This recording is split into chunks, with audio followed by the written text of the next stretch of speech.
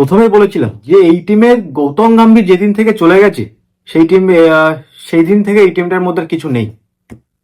কারণ গৌতম গম্ভীর 2014 পরে 10 বছর পর কাপ এনে দিয়েছিল 2024-এ। আর সেই চ্যাম্পিয়ন্স টিমটার কি হাল, 111 রান তুলতে পারছে না।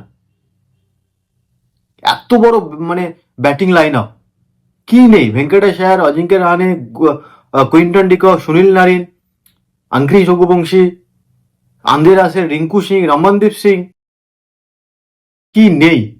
111 রান তো মানে একটা কি বলবো, এখনকার সব থেকে যে কমজোরি টিমটা চেন্নাই আর রাজস্থান এরাও তুলে দেবে। আজ বুঝতে পারছে গৌতম গম্ভীর অবদান কতটা ছিল 2024-এ কাপটা পাওয়ার জন্য। যতই বলুক টিম ভালো, কাপ পেয়ে গেছি এটা নয়, টিমটার মধ্যে কিচ্ছুই নেই। হয়তো 3টে ম্যাচ জিতে গেছে, আর এত বড় কম্পিটিশন টুর্নামেন্টে 3টে ম্যাচ জেতা কোনো ব্যাপার না। 14টা ম্যাচের মধ্যে তুমি 3, 4, 5টা এমনি জিতবে।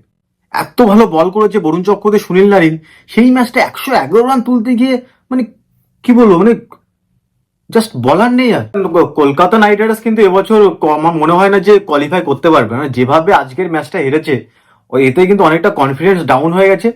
প্লাস ব্যাটিং যে ভালো পারফরমেন্স করছিল দুটো ম্যাচ আগে, সেটাও আমার মনে হয় এই কনফিডেন্সটা পুরো ডাউন করে দিয়েছে এই ম্যাচটাতে। চেন্নাইয়ের ম্যাচটা ভালো জিতেছিল, ভালো বোলিংও করেছিল, ভালো ব্যাটিংও করেছিল, কিন্তু পাঞ্জাব এগেনস্টে 111 রান, আমি বারবার কেন বলছি, কারণ 111 রান আইপিএলে কি বলবো 10 ওভারে চেস হয়ে যায়। আর পিচটা এমন কিছু নেই যে পিচে ব্যাট করাই যাচ্ছে না, এত turning pitch. Sunil Narine, Varun Chakravarthy quality spinner, ভেবেছিলাম যে ভালো বল করেছে, কিন্তু ইউজি চাহাল ফর্মে নেই। আর কোন স্পিনার নেই, ম্যাক্সওয়েল পার্ট টাইম স্পিনার, সেখানে 3টে ফাস্ট বোলার, তারা উইকেট নিয়ে বেরিয়ে যাচ্ছে।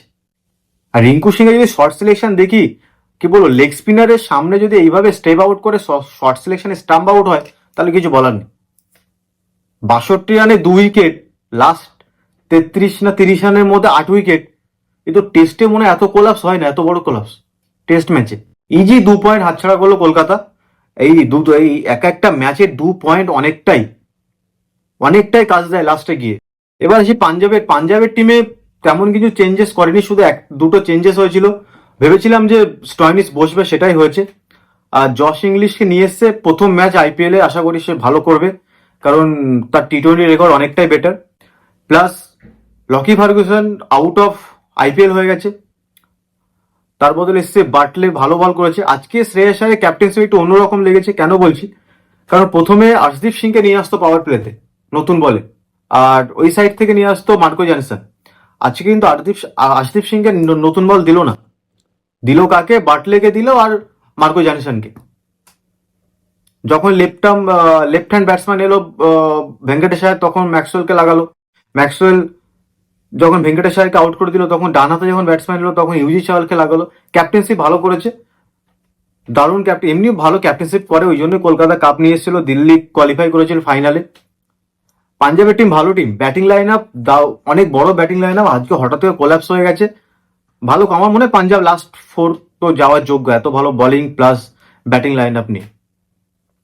প্রবলেম হলো কলকাতার যে নেক্সট ম্যাচগুলো হবে আরো বড় বড় টিমের সাথেই হবে, কারণ 2 পয়েন্ট এখানে ইজি, 2 পয়েন্ট হাতছাড়া করা মানে 7 ম্যাচের মধ্যে 3টে জিত 4টে হার, কোথাও না কোথাও মনে হচ্ছে লাস্ট 7টার মধ্যে 5টা তো জিততেই হবে,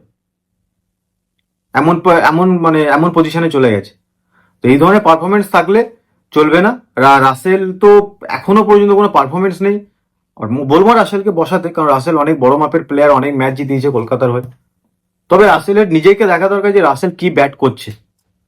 সুনীল নারিন বোলিং এ করে দিচ্ছে, ব্যাটিং এ তো সে মানে হলে 30-40 হবে, না হলে 10-12, ওটা কোনো ব্যাটিং এ তার কোনো নেই, কিন্তু বোলিং এ ভালো করছে। বরুণ চক্রবর্তী ঠিক টাইমে পিক নিয়েছে, প্লাস হর্ষিত রানা তো ভালোই বল করছে, ইন্ডিয়ার টিমে চান্স পাওয়ার পর থেকে হর্ষিত রানা কলকাতায় ভালো বল করছে।